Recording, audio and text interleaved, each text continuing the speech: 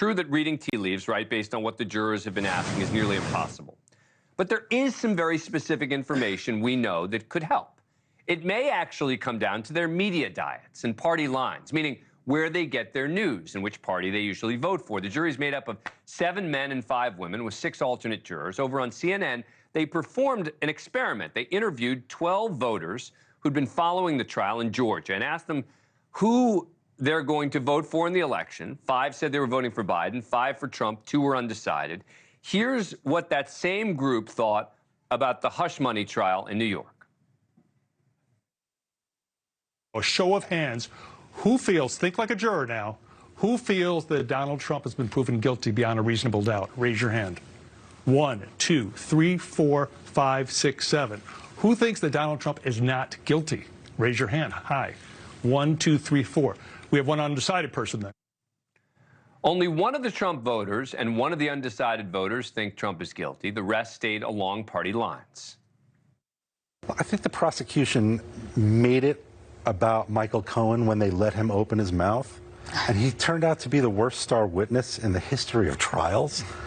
So good luck to the jurors trying to figure out what's true, what's not. I think Michael Cohen is total lack of credibility as a star witness. He's proven to be dishonest and admitted it as well, and now we're supposed to believe him. I believe that the evidence that was presented was pretty substantial, including the bank account statements from Michael Cohen and the series of checks that were signed off by Trump. Now, those are Georgia voters, right? They're not Manhattan voters. Each actual juror was asked in a questionnaire about how they get their news. Juror 1 gets news from the Daily Mail, Fox News, MSNBC, and the New York Times, both sides of the scale. Juror 2 consumes news from Donald Trump's Truth Social. Yes, the defendant's social media platform, and X, formerly known as Twitter. I mean, if one of the jurors uses Truth Social as one of the only sources of news, I've got to believe that that's likely a Trump voter. Juror 9 watches CNN, reads the New York Times. I can guess where that person votes. Only one juror watches MSNBC. A majority, including alternates, read the New York Times. Back again with Bernarda Villalona, Aitan Goelman, and joining us is John Ziegler, conservative commentator and the host of the Death of Journalism podcast. All right, John, you know conservatives and media as well as anyone. You tell me, someone gets their news from Truth Social? Is there any chance that that person's going to convict? Very little, but we have some unique circumstances here, Dan, because let's pretend that your thesis is correct. And I think there's a very good chance that it is. And I think it's a damning indictment of the modern news media that we can tell where people are going to vote in a trial based upon their media diet, because the media business model is so broken that everyone preaches to their own choir. Yep. But let's pretend you're right about this one particular juror. We have an 11-on-1 situation, and we have a judge that's going to be deeply invested in there not being a mistrial for a lot of different reasons. That is a lot of pressure to put on one person to hold the fort against 11 other jurors. I believe in your hung jury theory, Dan, if there were 2 or 3 people to hold each other's hands and be able to withstand that kind of pressure. Trump voters are well known for being very passionate and very cult-like. There's a chance this one person holds out, but that's going to be against a lot of human nature and a lot of pressure in this very unique case. Bernarda, you've been in the courtroom. There are a lot of reports that the Trump team is convinced that they have at least one, if not more, of the jurors who are sort of siding with them and how they were reacting to Todd Blanche's, the defense attorney's, closing argument. And I think that one juror is our Truth Social person who watches the news on Truth Social, because that's a big concern. I just don't know how the prosecution let that slide. I mean, it was early on during jury selection, so you had the peremptory challenges. So I don't know why you ain't just used a peremptory challenge on number 2, because Truth Social, how much truth? But regardless, that's Trump's platform. Yes, you get your news from there. I mean, not even John Ziegler gets his news from Truth Social.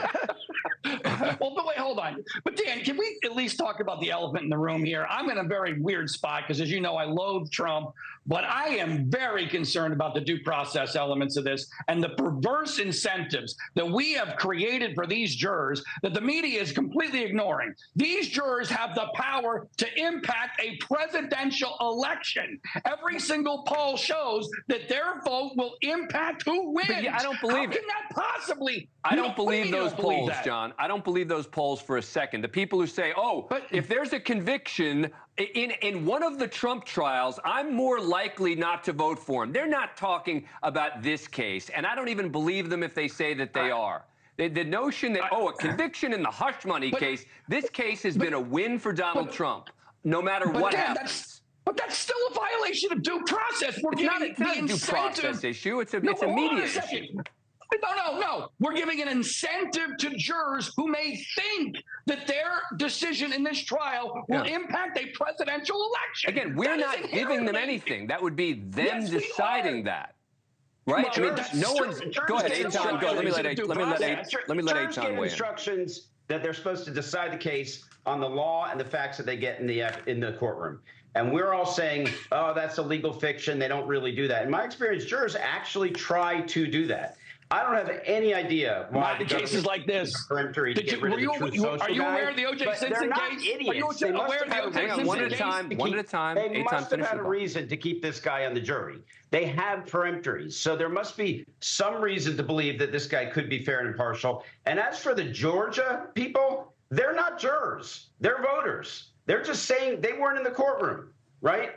They cannot possibly follow the instruction to decide the case based on what they heard in the courtroom, based on the evidence and the law, because they weren't in the courtroom to begin with. But on this issue, I'm with John. This case is different than any other case. I think that the rules are thrown out with regard to. I agree with you, Aitan, that in most high-profile cases, the jurors do follow the law way more than most people think.